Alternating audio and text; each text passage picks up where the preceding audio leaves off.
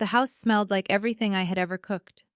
Rosemary and butter, a turkey I'd basted every 30 minutes for 3 hours while my mother-in-law, Patricia, sat on the living room couch directing me like a general who had never once seen the front lines.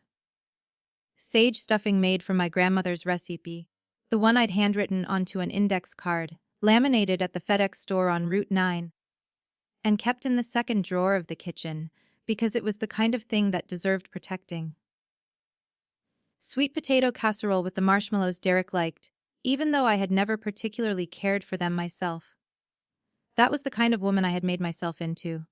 Slowly, and without fully noticing.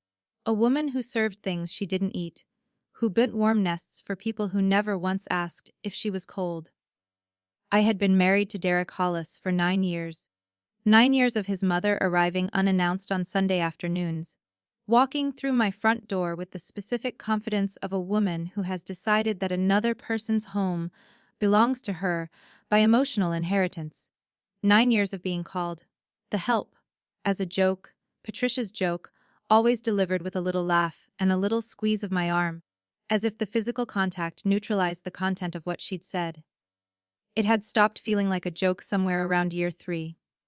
By year 6, I had simply stopped reacting, which Patricia interpreted as acceptance, and which I, at the time, told myself was maturity. 9 years of Derek watching his mother clip my wings feather by feather and saying, with the weary patience of a man who had chosen comfort over courage, "She just loves you in her own way, Nora. You know how she is." I knew how she was. I had always known how she was. What I had not yet fully understood was how I was, which is to say, how much of myself I had quietly folded up and tucked away into corners to make room for the noise of other people's certainty. Thanksgiving was supposed to be different. Not in the way of some dramatic confrontation. I had never been a dramatic person, and I had no appetite for scenes. But in October, sitting in my car in the parking lot of the grocery store, gripping the steering wheel hard enough that the leather left a faint impression on my palms, I had made a decision. I was going to speak.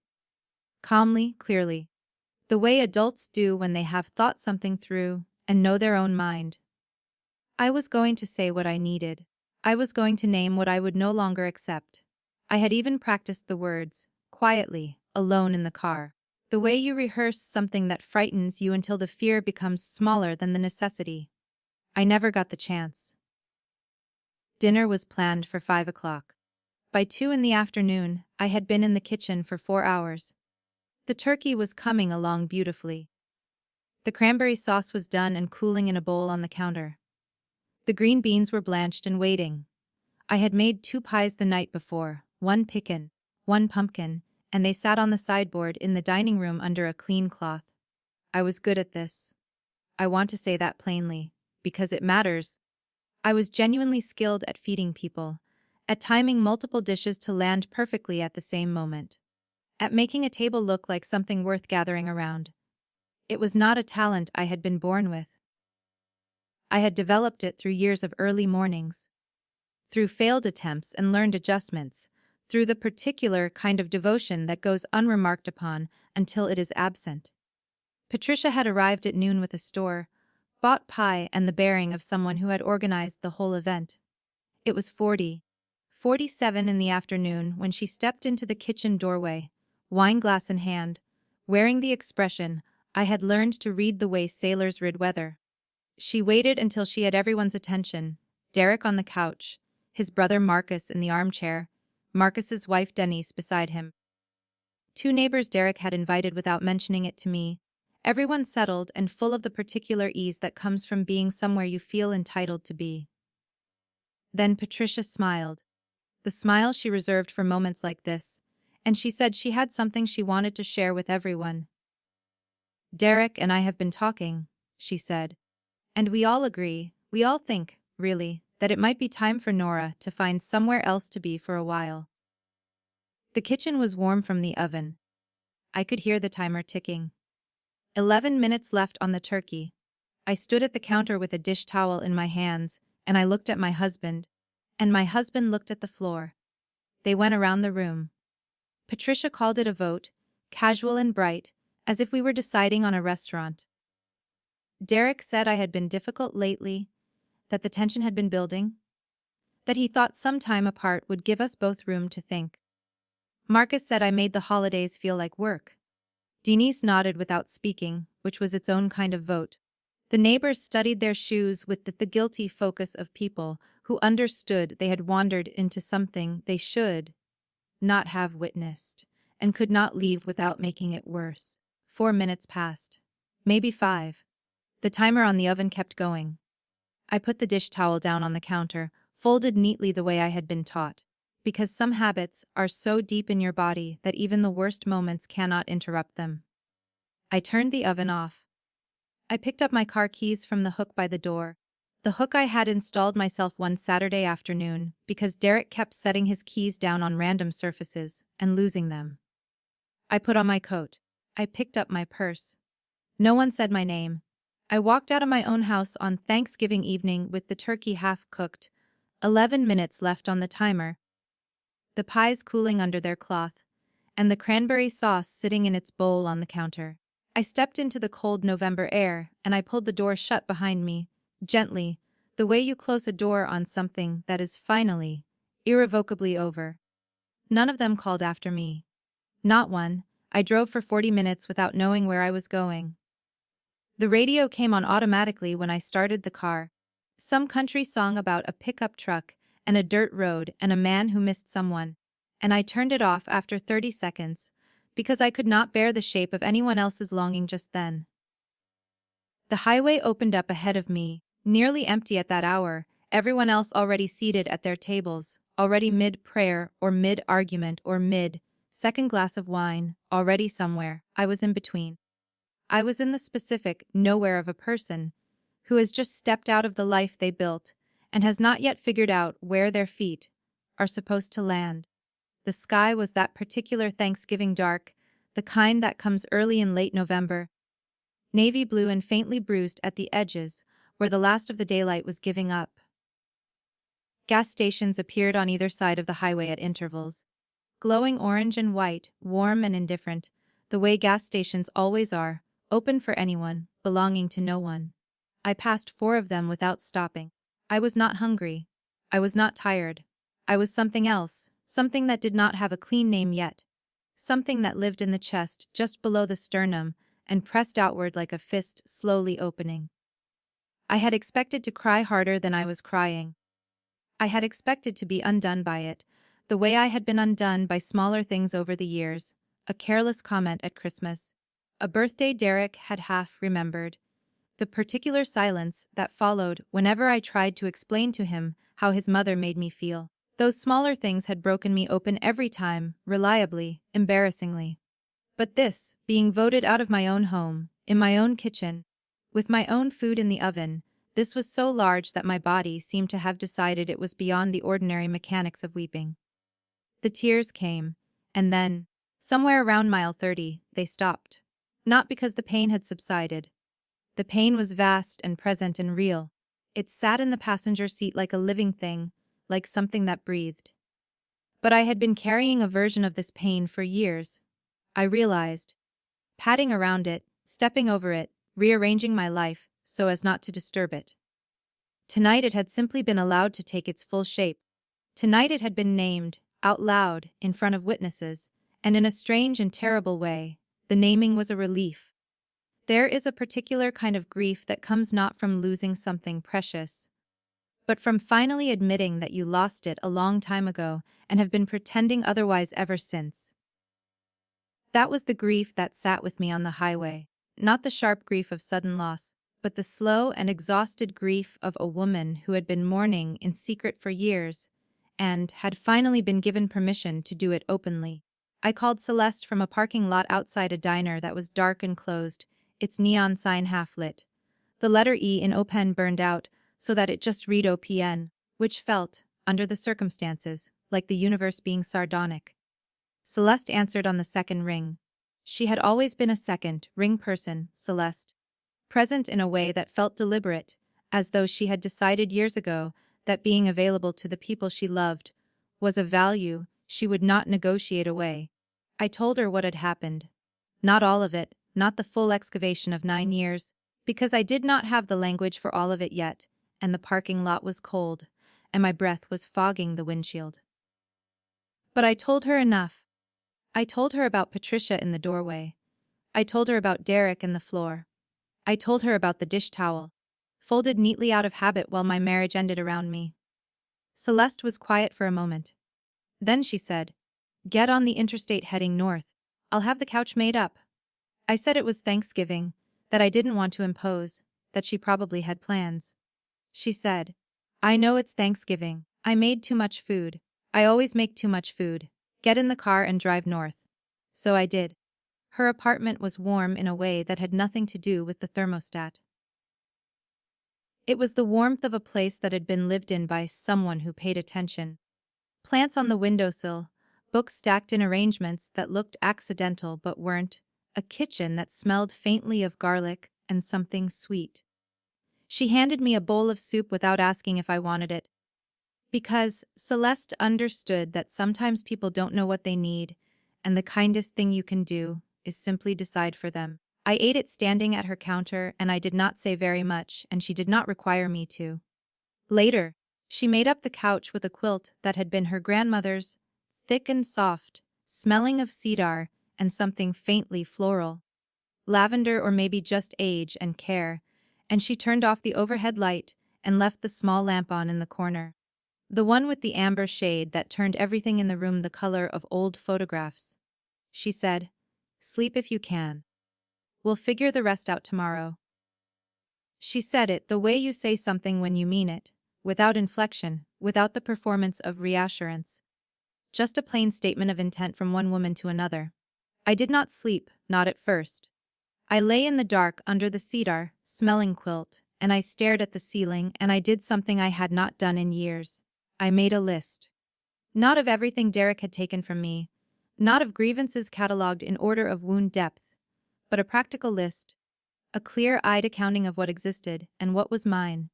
The house was in both our names, but I had contributed 61% of the down payment from a small inheritance my aunt had left me, an inheritance Patricia had once referred to as a windfall Nora was very lucky to receive, as if luck were the same as earning.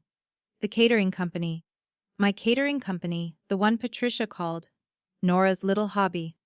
With the particular smile of a woman who diminishes things to keep them from threatening her, had grossed $114,000 the previous year. I had employees. I had clients who called me specifically, by name, who rebooked year after year. I had a business that had been quietly outgrowing the word hobby for a long time while no one in that house had bothered to update the language they used for it. And I had the account. The separate account I had opened 3 years earlier at a bank across town, on a Tuesday afternoon, alone, without mentioning it to anyone. I had opened it because a small voice somewhere deep inside me, a voice I had mostly learned to talk over, had said very quietly, "Keep something for yourself." Not out of malice, not out of planning for a disaster. Just out of the oldest, most fundamental instinct a person has, the instinct towards self-preservation. The knowledge, however buried, that a woman who has nothing of her own has no ground to stand on when the ground beneath her shifts. That voice had just saved my life. By the time the amber lamp began to feel like something I could close my eyes against, I had mentally drafted 3 phone calls I would make in the morning. One to my accountant, one to a real estate attorney whose name I had seen on a billboard for 2 years and memorized without knowing why. One to a locksmith who specialized in commercial properties, because the catering kitchen I rented 2 days a week had a lock on it I had been meaning to upgrade for months, and now the meaning had changed entirely. I hadn't slept. My eyes were open until almost 4 in the morning, watching the amber light hold the room steady. But I was not in pieces. I was not falling. I was still and cold in the way that a fire is cold in the moments just before it finds the wind that will make it enormous. Derek called at 9:14 the next morning. I know the exact time because I was looking at my phone when it rang, not waiting for his call specifically, but in the middle of scrolling through the notes I had made on the back of one of Celeste's envelopes the night before. Figures. Names. Account numbers I had memorized years ago and never needed to use until now. His name appeared on the screen, and I looked at it for 2 full rings. Not from hesitation but from the desire to be completely ready before I answered. I wanted to be standing on solid ground when I heard his voice. I wanted to have already decided who I was going to be in this conversation before the conversation began. I picked up on the third ring. He said he had been worried. He said last night had gotten out of hand, which is the phrase people use when they want to acknowledge that something happened without accepting responsibility for the thing that happened. He said his mother had a way of taking things too far. As though Patricia were a force of weather, he had no choice but to accommodate, as though 9 years of standing beside her while she took things too far had been entirely beyond his control. He said he was sorry, and here is what I have learned, after 38 years of living and 9 years of marriage to this particular man. There are two entirely different kinds of apology, and they sound almost identical on the surface, and the only way to tell them apart is by what the person asking forgiveness actually wants. One kind of sorry means I understand what I did, and I am genuinely changed by that understanding. The other kind means I want things to go back to the way they were before you noticed. Derek's sorry was the second kind. I recognized it the way you recognize a road you have driven 100 times in the dark. "Where are you?" he asked, after the sorry had been given and received in silence. "Safe," I said. "Are you coming home?" I let the pause go as long as it needed to. I had spent years filling pauses, rushing into the silence between us with explanations and accommodations and the verbal equivalent of smoothing a tablecloth so no one would see the damage underneath. I was done filling pauses. "I need some information first," I said. "When was the last time you reviewed our joint business account?" The silence on his end was a different kind entirely. Not the silence of a man collecting his thoughts. The silence of a man who has just felt the ground move. "What?" he said. "The joint account," I said, "the one attached to the catering business." "When did you last look at it?" He said he didn't know what I was talking about. He said it with the specific precision of someone who knows exactly what you are talking about. I did not argue. I did not list what I knew. I simply said that I had spoken to my accountant that morning, which was true. Raymond had called me back at 8:45, 12 minutes after I had left him a voicemail the night before, because Raymond was the kind of accountant who understood that urgency in a client's voice was not something to let sit overnight. I told Derek I would be in touch through my attorney, and I ended the call before he could respond. Raymond had found it in 40 minutes. 40 minutes of looking at records I had technically always had access to, but had never examined with suspicion, because suspicion requires a hypothesis and I had not allowed myself to form one. Small transfers. Never a round number. Never an amount large enough to trigger an alert or catch the eye in a casual monthly review. Amounts like $437, $812, $290. Each one routed through an LLC I had never heard of, a company with a bland and forgettable name. The kind of name designed to look like a vendor or a supplier if you glanced at it quickly, and did not think to ask what it was. $18,000 over 14 months. Not a fortune. Not nothing. Enough to matter enormously as a fact, independent of its dollar value, because the dollar value was almost beside the point. The point was the decision. The decision to take, quietly and carefully, from a woman who had spent years building something, because he had decided the thing she built was partly his to take from. My attorney's name was Sandra Voss. I had found her on the billboard. I had passed twice a week for 2 years on the way to my commercial kitchen. Her name and her face and the words family law in clean sense, serif letters against a navy background. I had never consciously decided to remember her name. I had simply remembered it, the way you remember things your body knows you might need before your mind is ready to admit it. Sandra was 61 years old and had the particular quality of a woman who has spent decades watching other women underestimate themselves and has made it her life's work to interrupt that pattern. She was not warm in the way of someone who wants to comfort you. She was warm in the way of someone who respects you enough to be direct, which is a rarer and more useful quality. She called Derek's arrangement textbook financial abuse. Not dramatic language, not inflammatory, clinical, precise. The kind of language that holds up in a room, where language is weighed carefully. She said we had documentation sufficient to pursue divorce proceedings and a civil claim simultaneously. She said the transfers, combined with the LLC structure and the pattern of concealment, constituted a deliberate and sustained financial misconduct, and that the 14-month timeline actually worked in our favor because it demonstrated intent rather than impulse. She walked me through the next steps with the efficiency of someone who had done this many times before and had learned that what frightened women most in these moments was not the complexity of the process, but the fear that no one credible was on their side. You protected yourself before you knew you needed protecting, she said, near the end of the call. That's not common. That's not something most women in your position have done. It changes everything about where you stand. I wrote that down on Celeste's envelope, underneath the account numbers. What I had not yet told Sandra. What I had only just learned from a mutual friend who texted me that afternoon with the careful phrasing of someone passing along information they hope will be useful, was about the property.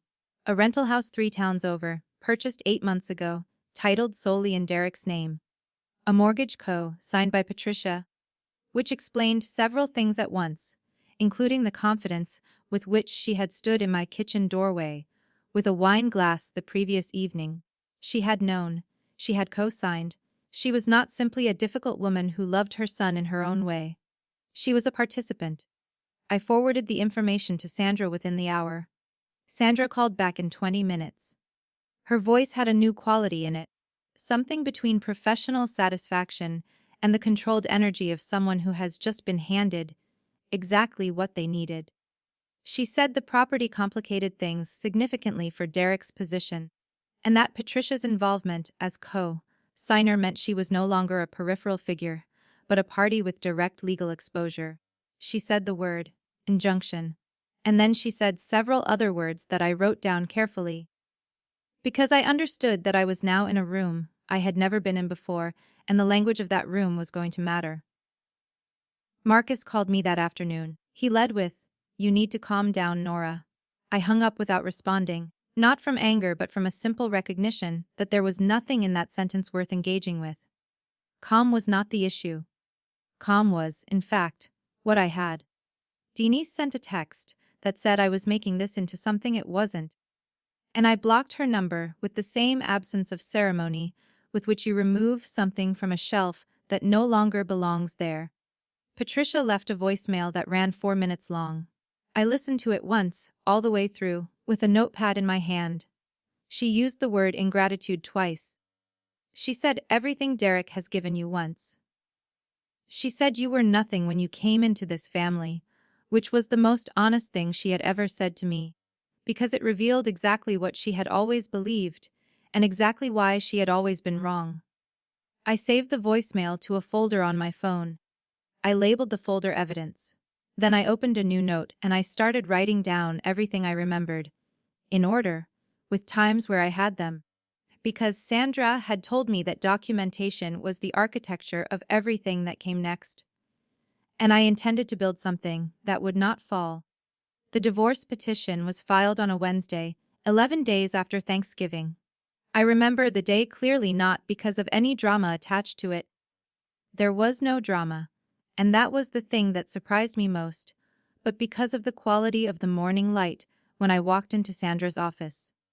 It was a gray December light, flat and honest, the kind that doesn't flatter anything, but doesn't hide anything either.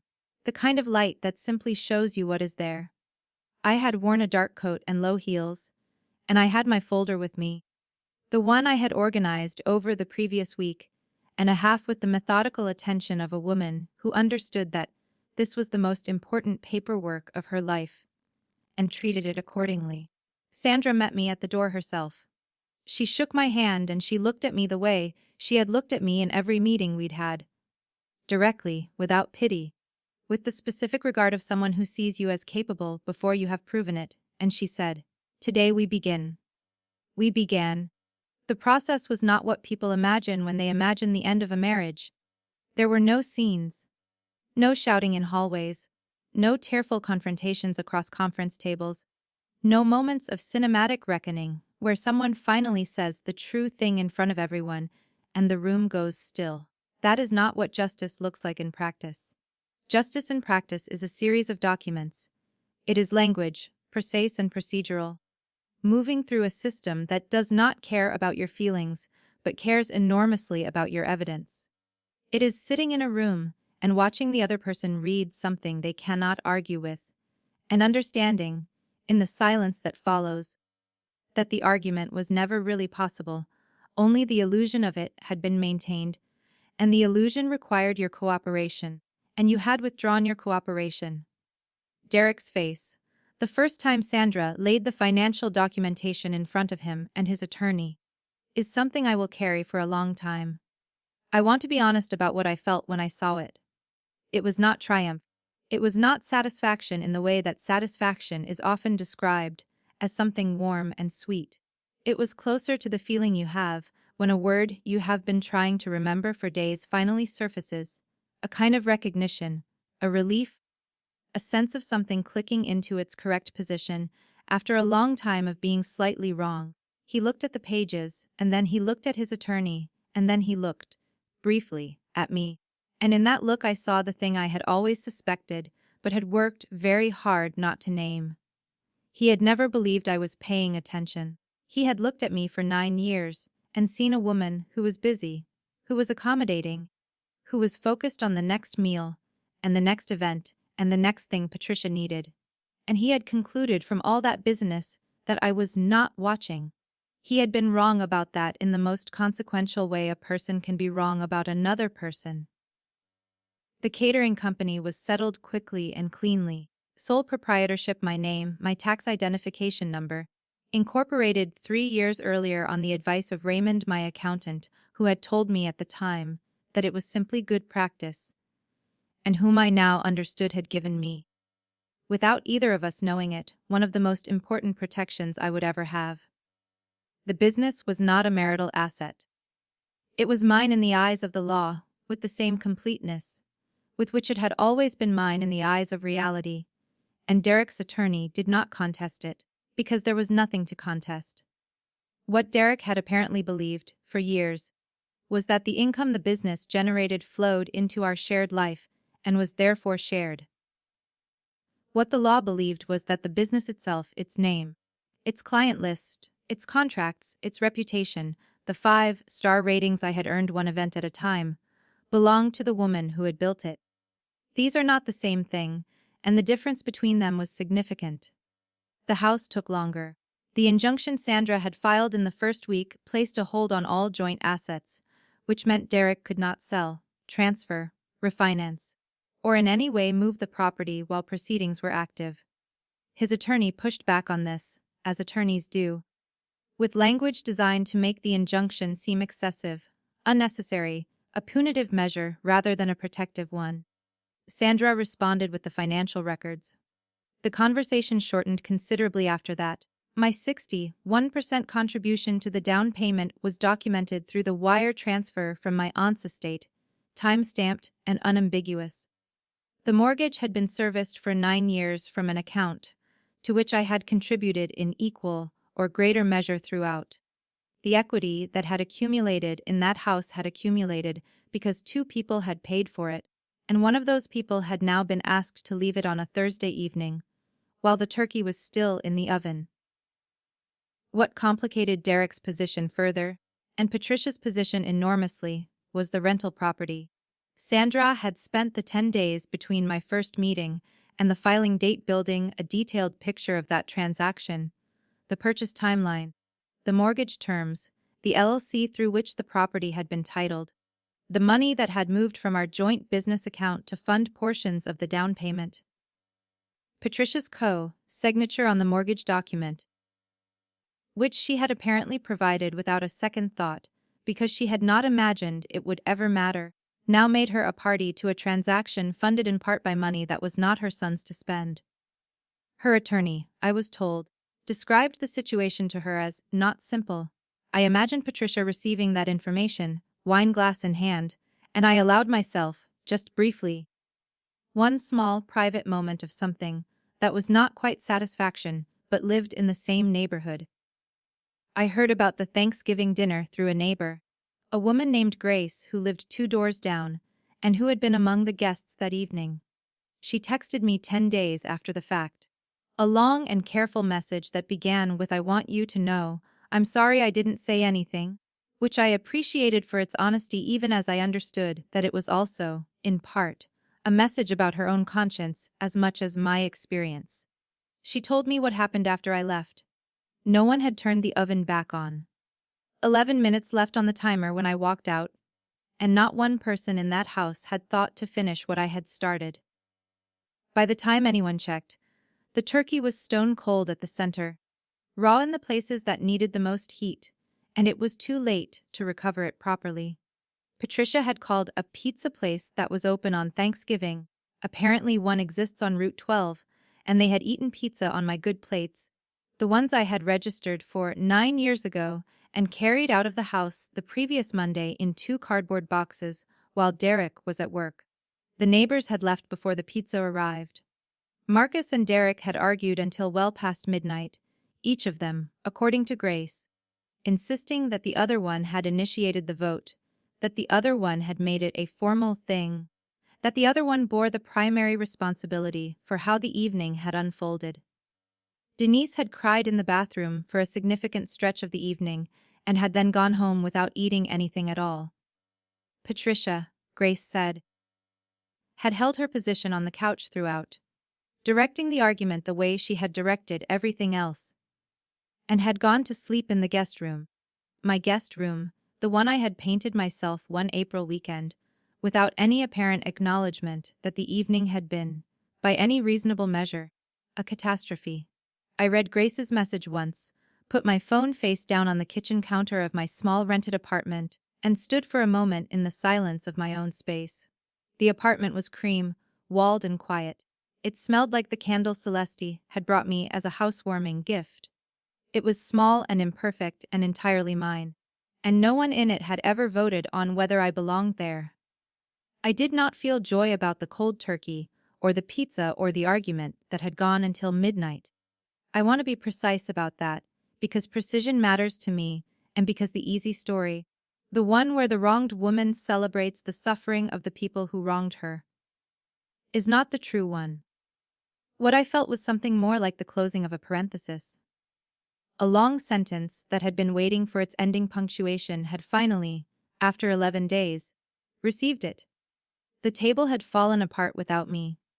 Not because I had wanted it to, but because it had never been as solid as everyone had pretended, and the pretending had always required my labor, and I had taken my labor and gone home. I made soup that night. Just soup, from scratch. In my small cream-walled kitchen, for no one but myself. No performance, no timing, no side dishes calibrated to other people's preferences. Just something warm. Made carefully, eaten quietly, by a woman who was finally, after a very long time, cooking only for someone she was certain deserved it. The email arrived on a Tuesday morning in January, 3 days into the new year. While I was sitting at the small desk, I had pushed against the window of my apartment, so that I could see the street when I looked up from my work.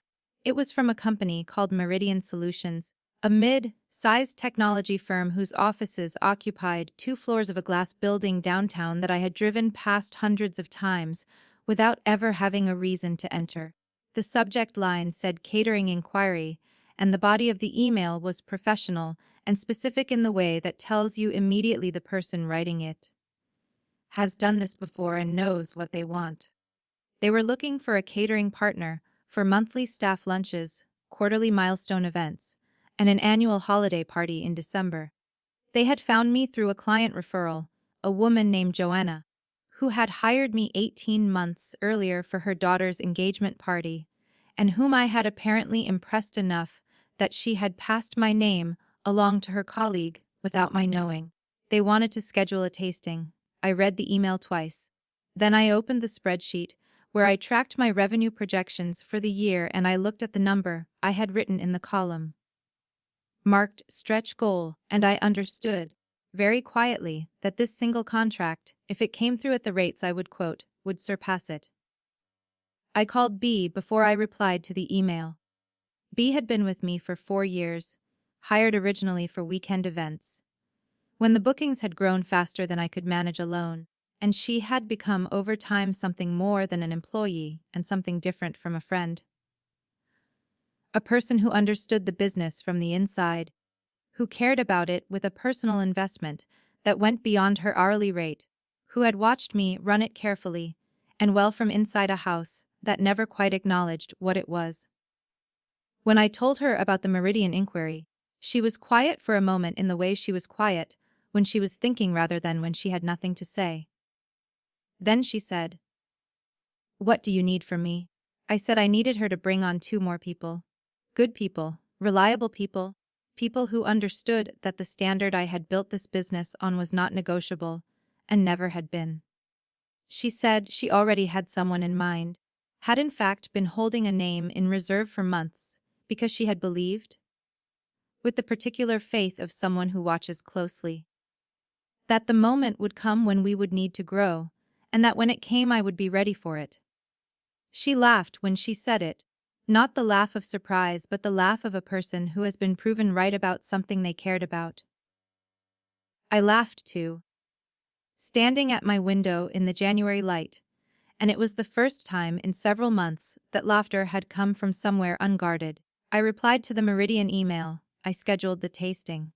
I quoted my rates without apology or qualification, without the instinct I had spent years suppressing to make myself more affordable, more accessible, more palatable to whoever was on the other side of the table. Sandra had said something to me early in the divorce proceedings that I had written down and taped to the inside of my kitchen cabinet, where I would see it every morning when I reached for a coffee cup. Know the value of what you are offering before you walk into any room. I had known the value of what I was offering for years. I had simply been in rooms that discouraged me from saying it out loud. The tasting went well. This is an understatement. The tasting went the way things go when you are operating without the weight of someone else's diminishment on your shoulders, when there is no voice in the back of your mind translating your competence into something smaller and more manageable for an audience that finds your full capability threatening. I brought 4 dishes and a proposed menu framework and a portfolio I had spent one weekend in December finally assembling properly, with photographs and client testimonials and the revenue figures that proved this was not a hobby and had never been a hobby and would not be described as one again. The facilities manager shook my hand at the end and said they would be in touch by Friday. They called on Thursday. The contract was signed in the 3rd week of January. It was, by a significant margin, the largest single contract I had ever held. I drove home from Sandra's office. I had asked her to review it, because I was done signing things without having someone I trusted read them first, and I sat in my car outside my apartment building for a few minutes, not crying, not celebrating, just sitting with the fact of it. The fact that this existed. That I had built something real enough and good enough that a company with 40 employees had chosen it, chosen me. Based on the recommendation of a woman whose daughter's engagement party I had catered 18 months ago on a rainy Saturday in a rented hall, when I had still been driving my own car to deliver the food and setting up the tables myself, because I didn't yet have enough staff to do it otherwise. That rainy Saturday had become this Thursday. The thread between them was unbroken and entirely mine. The divorce was finalized in late spring, on a day that was warm enough to leave my coat unzipped, which felt like a small deliberate gift from the calendar. The settlement included my full equity from the house, calculated from my original contribution, and the 9 years of mortgage payments, which amounted to a number that gave me the security of a foundation, not wealth, but ground, solid and documented ground beneath my feet. The restitution for the misappropriated business funds came separately, transferred on a schedule Sandra had negotiated, each payment arriving in my account on the 1st of the month with the quiet regularity of an acknowledgement that could not be taken back. Derek's attorney had communicated throughout with the particular careful neutrality of someone navigating on behalf of a client who has no strong legal ground and knows it. Derek himself had communicated very little, which told me everything I needed to know about what the process had cost him in the currency of pride, which had always been the currency he valued most. Patricia did not apologize. I had known she would not. Patricia was a woman who had organized her entire interior life around the belief that she was the fixed point around which other things moved and adjusted, and an apology would have required her to revise that belief at 67 years old, which was not something she was equipped to do. I had made my peace with this not by forgiving her in the way forgiveness is often described, as a warm and generous release, but by simply removing her from the category of people whose behavior I was responsible for managing. She existed. She would continue to exist. She was no longer my problem to solve. What I had not anticipated was Denise.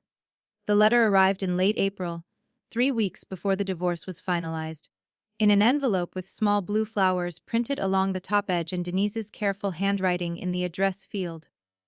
3 pages, written by hand on matching stationery, the kind of letter that takes more than one sitting to write, and more than one draft to get right. She wrote about watching her own marriage and beginning to recognize, in the months since Thanksgiving, things she had been carefully not looking at. She wrote about the bathroom, confirming what Grace had told me. She had cried, genuinely. Not from wine or from the tension of the evening, but from the specific shame of having nodded along while something unjust happened to someone who had never been anything but decent to her. She wrote that she was in therapy. She wrote that she was working on understanding the difference between keeping the peace and participating in harm, and that she was finding the line between them in retrospect, in all the moments she had chosen silence when silence was its own kind of vote. She wrote that she was sorry. Not the sorry that wants things back to normal. The other kind. I read the letter twice, slowly, at my desk by the window. Then I folded it carefully along its original creases and placed it in a drawer that was not the evidence drawer. A different drawer, one that held things I wanted to keep for reasons that had nothing to do with legal proceedings. I did not write back immediately. I thought about it for several days, in the spaces between work and sleep, turning it over the way you turn over something that has surprised you. Eventually I wrote a short reply, honest and measured, that said I appreciated her letter, and that I hoped the work she was doing continued to serve her. I did not offer reconciliation. I did not close the door entirely. I left it the way you leave something that has not yet decided what it is. By summer the company had 7 employees. We had the Meridian contract and 4 other recurring clients, and a waiting list for new event bookings that stretched into October. I had signed a lease on a commercial kitchen space, a real one, with proper equipment and enough room to run multiple events simultaneously, and the monthly payment was covered twice over by the Meridian contract alone. I hired a dedicated bookkeeper, a quiet and meticulous woman named Helen, who had been recommended by Raymond, and who looked at my financial records on her first day and said, with genuine feeling, "You built this carefully." I started sleeping 8 hours. Not 7, not 6.5 with the alarm moved 3 times, 8 hours in a room that was mine. In a bed I had chosen, with no one requiring anything of me before morning. A food writer came to the commercial kitchen on a Thursday afternoon in August to do a profile for a regional lifestyle publication. The kind of piece that runs with photographs of the subject in their element and a pull quote set in large italic type. She asked me, near the end of the interview, what had changed in the past year, what had shifted in the way I approached the work. I considered the question honestly. I thought about a parking lot in October, a dish towel folded by habit, a timer with 11 minutes left, a couch that smelled of cedar, a spreadsheet made in the dark. I thought about all the years of making myself navigable, of trimming the edges of my own capability so they would not extend beyond what the room was willing to accommodate. I stopped making myself small, I said, for people who were never going to appreciate the space I took up.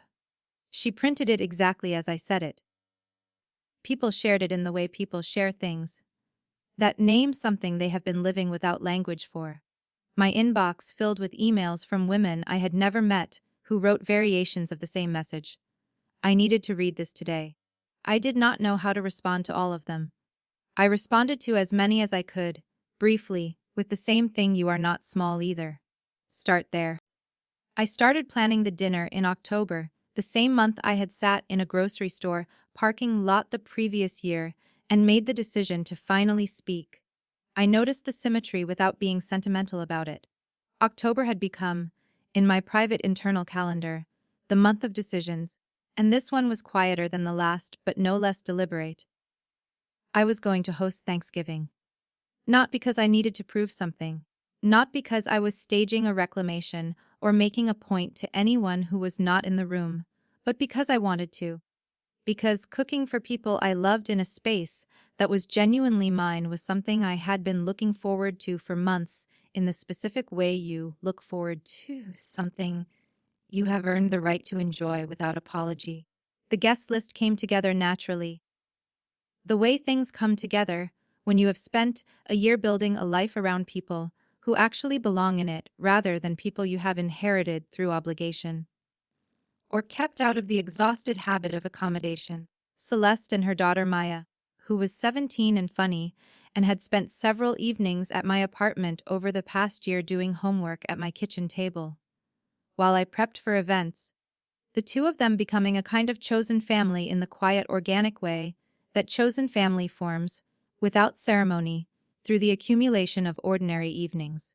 Bea and her partner Jerome, who had come to my commercial kitchen open house in September and spent an hour asking questions about the equipment with the genuine interest of someone who respected craft.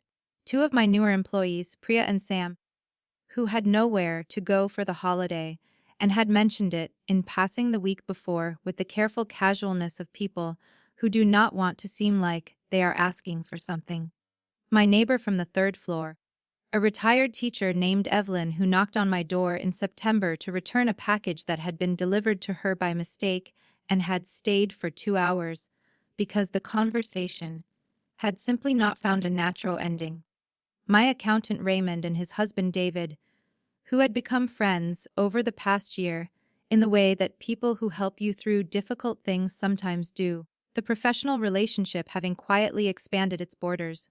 Sandra Voss, my attorney, who had said yes to the invitation with a promptness that suggested she had been waiting to be asked. 12 people. A table I had extended with a section I borrowed from Evelyn and covered with a cloth I had bought specifically for this occasion, deep burgundy. The color of something that has been through heat and come out richer for it. I had spent the week before sourcing ingredients with the same care I brought to client events, which is to say considerable care, because I do not know how to do this work carelessly and have never wanted to learn. The turkey was from a farm 2 counties over. The sweet potatoes were from the farmer's market, the last Saturday of the season. The sage for the stuffing was from the small pot of herbs I had been growing on my windowsill since March. One of the first things I had done when I moved into the apartment, putting seeds in soil as a kind of quiet declaration that I intended to put down roots and tend something. The morning of Thanksgiving I woke before 6 without an alarm, not from anxiety, not from the old muscle memory of needing to get ahead of everyone else's needs before they surfaced, but from simple readiness. I lay in bed for a few minutes in the dark, listening to the specific silence of an early holiday morning. That particular hush that cities make when a significant portion of their population is still asleep or gathered elsewhere. Then I got up and put on coffee and began. I cooked for 7 hours. This is not unusual for me, and it was not arduous. Cooking for 7 hours when it is your choice, when the kitchen is yours and the occasion is yours, and the people you are feeding are people you have selected with care, is an entirely different experience from cooking for 7 hours under the evaluating eye of a woman who has decided in advance that what you produce will reflect poorly on you regardless of its quality. I moved through the kitchen the way I move when I am at my best, which is efficiently and without self-consciousness. tasting and adjusting and timing the various components with the practiced ease of someone who has done this thousands of times and still finds genuine pleasure in the doing. Music played from the small speaker on the counter. I sang along to some of it. No one was watching and it did not matter, and both of those things were equally true and equally good. People began arriving at 4. Celeste came first, as I had known she would, because Celeste is always early in the way of someone who understands that arriving first is a form of generosity, that it gives the host a moment of being welcomed into their own party before the room fills up. She brought wine and flowers and stood in my kitchen for 20 minutes, keeping me company while I finished the gravy, not helping unless I asked, not directing, not evaluating, just present. This is a skill I have come to understand, and not a common one, the ability to be in someone's space without filling it. I told her the gravy needed more thyme, and she handed me the thyme without comment, and that small unremarkable moment was worth more to me than I can fully articulate. The others arrived in clusters over the following half hour. The apartment, which was not large, became full in a way that felt abundant rather than crowded. Jerome and Raymond discovered a shared interest in mid-century furniture and stood in the corner near my bookshelf conducting an animated conversation about a chair. Maya and Priya found each other immediately with the magnetic efficiency of young people who recognize in a stranger the particular frequency of their own sensibility.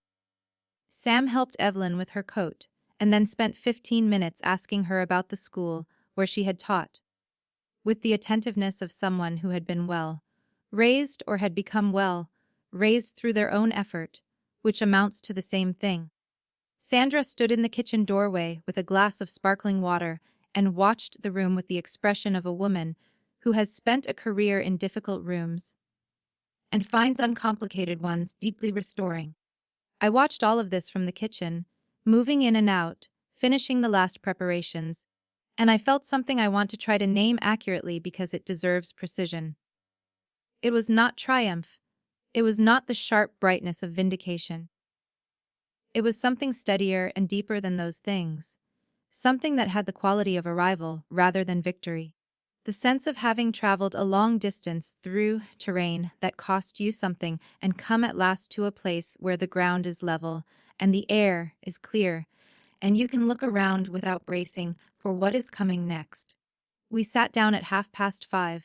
I had made place cards, small folded cards with each person's name written in my own handwriting, because I had wanted everyone to know that their presence at this table was specific and chosen and not incidental.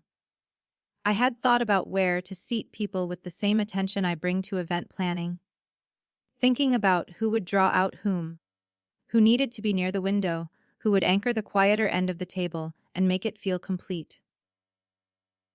When everyone found their seats, there was a moment, brief and unrepeatable, when the room was full and the food was on the table and no one had spoken yet, and the quality of that silence was unlike any silence I had experienced in a long time. It was the silence of sufficiency, of enough. Celeste raised her glass. She did not make a long speech. She looked at me from her seat halfway down the table and she said, simply, to Nora, "Who sets a table worth sitting at?" Everyone raised their glasses. I raised mine. I did not cry, though I had half expected to. I simply held the moment the way you hold something you have waited for, carefully, so as not to spill it. The dinner lasted 4 hours. There was no tension, no subtext, no vigilance required. People passed dishes without being asked.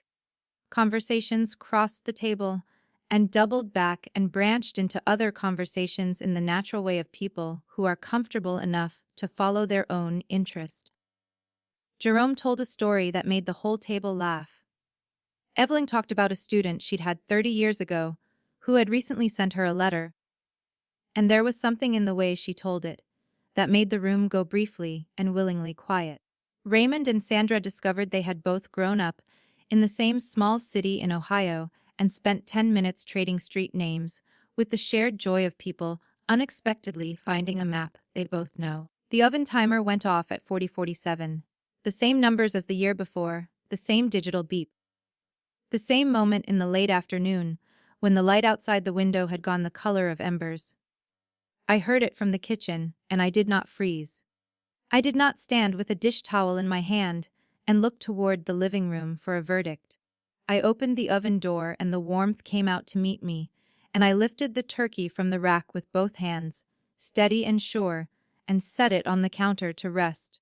And I called out through the apartment with my ordinary voice, the voice I use when I am not performing anything for anyone. It's ready. Come sit down. They came. Without hesitation, without the choreography of people navigating around each other's agendas, without anyone checking anyone else's expression before they moved. They came because they wanted to, because they had been invited by someone who meant it, because the table waiting for them was one where they had always been welcome and always would be. I carried the turkey to the table. I set it down in the center, between the sweet potatoes and the cranberry sauce, and the stuffing with the sage from my windowsill, and I looked at the 12 faces around my table, the faces of people I had chosen and who had chosen me back, and I took my seat. Not a seat I had been assigned. Not a seat at someone else's table. In someone else's house, at someone else's version of a life I was allowed to participate in on conditions I had never agreed to. My seat. At my table.